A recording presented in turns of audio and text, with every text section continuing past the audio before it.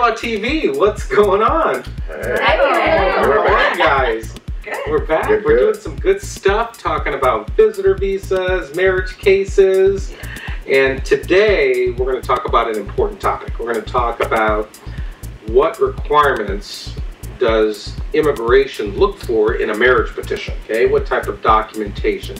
Very important stuff to have all of your ducks in a row. When you're filing this petition, before you go to your interview, you have to have the right documentation. So what are they looking for? Let's talk about first the I-130 petition. What are they looking for to be attached to that I-130 petition? The relationship, primarily. Marriage-wise, it's just the marriage certificate if you've been divorced before, final divorce decrees, and proof that the person you're married to is a U.S. citizen, or, like we're saying, second preference would be a permanent resident, which would be just a copy of your green card and your home passport. What about, do they require birth certificates? Yeah, birth certificates are mandatory, like I said, regardless of whether you're a U.S. citizen or you're not. Birth certificate, in terms of a U.S. citizen, I mean your relative, that would show your proof of citizenship, so you don't need to show your U.S. passport or your naturalization certificate. When you're filing the I-130 adjustment, does your spouse need to have a job? Do they have to show income? They do have to show income. They don't have to have a job, but they have to show that they'll be their sponsor. So basically, they want to make sure that if anything happens, this person is going to be able to take care of his spouse, the foreigner spouse. But if your spouse is unemployed or doesn't make enough money to be your sponsor, that's the actual word, there's options as a co-sponsor. It can be anybody. Anyone that is either a U.S. citizen or a permanent resident can be a co-sponsor. Okay. And it could be a family member, a friend, as long as they show proof of, citizenship or their green card, their taxes, and their W-2s. So that's in connection with what they call the affidavit of support, right? You have to show that you're going to support your alien relative in the U.S. Right. Okay. What other requirements? Is there anything else that needs to go in the petition, Courtney? Well, you want to show at a certain point, whether it be in the petition or in marriage interview, you want to show joint documentation. So you want to give them substantial proof that you're actually married. That can include... Well, before we get there, I was thinking more of, do they require photos? Do they require, like, medical exams? Do they require... Oh, those type of requirements? Yeah. Absolutely. So the adjustment of status application, not the I-130, the adjustment. The adjustment, Yeah, you need to give 6 passport-style photographs,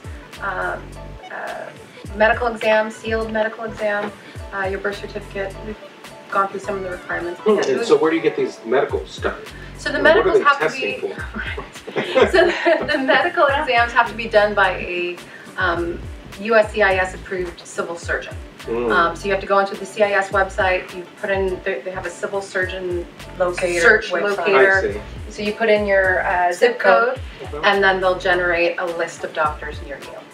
And so their fees are all different, so you can call around, see who you like. They test for everything under the sun, TB, they just added gonorrhea. And so what are They just added, yeah. Karen, what are the filing fees for this adjustment application? Is it expensive? The I-485 adjustment of status, the government the I-130 and I-485. What are the fees for that? Both forms together are a total of $1,760. That's $1,760 to the government. So that's not so bad, huh? No, this is your life. Yes. Everything is processed. It's time for the interview.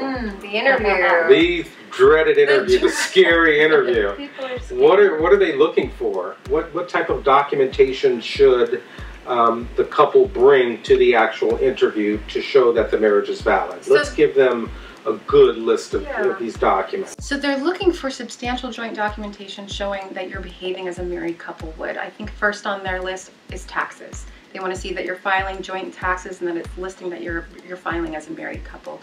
Next, they look at joint mortgage, joint lease, listing both of your names on the mortgage or the lease.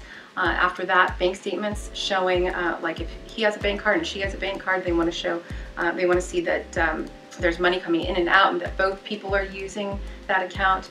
And it's a joint bank account, A joint bank right? account, Okay. right. And then they, after that, medical insurance, joint medical insurance, utility bills, gas, electric, and sometimes it's hard without a social to get your name on these things, but the more you can do, the better. They also want to see joint photographs.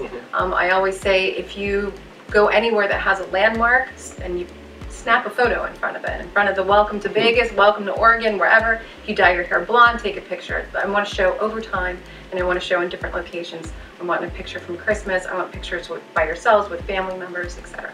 Now, if you have kids, And one thing I tell, awesome. one time Kids are good evidence. Kids are good. Kids are great evidence. Give me a baby. So one thing that I tell the clients, I go, so when you have the photos, make a copy of the photo, and on the bottom they write where they are. Disneyland, Right. 2016. Right. My brother's birthday party Right. in 2017. Mom and dad.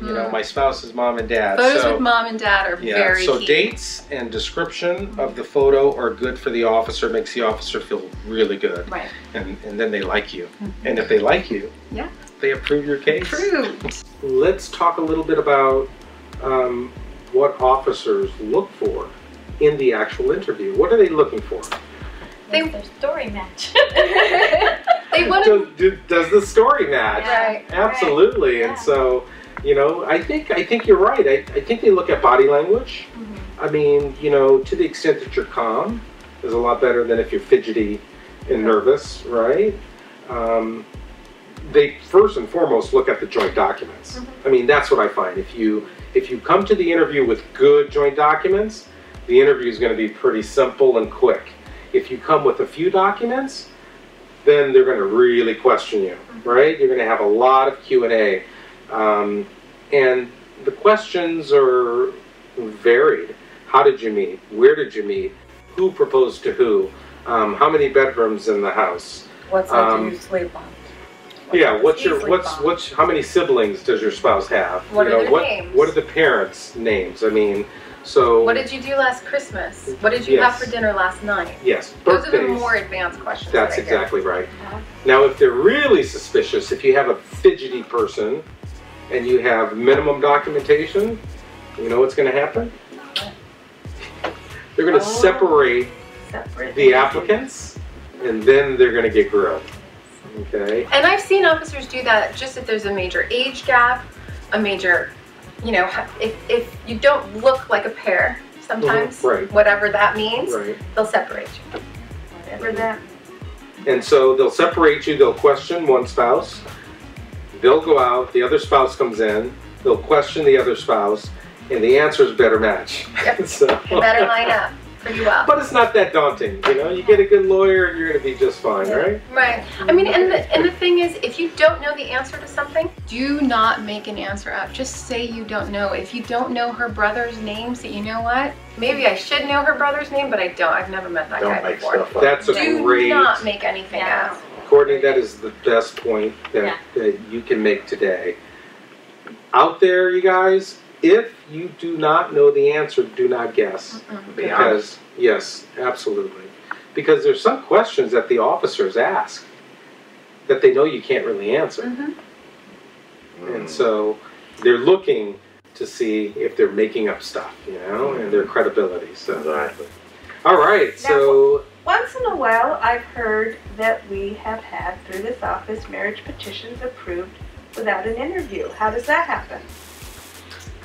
I mean, it's few and far between. Very few, Yeah, okay. very few and far between. Usually there is an interview. Usually But- there's a child involved. They have a Usually kid. We've submitted I a was stack gonna of say, evidence, That, They have a kid and they're together. satisfied. Overwhelming evidence. And they have Overwhelming children, But evidence. still very rare. Very Very rare. Very rare, yeah. Mhm. Very interesting. Very unusual. Okay. All right, Greylaw. So we'll see you at the next one. Thanks.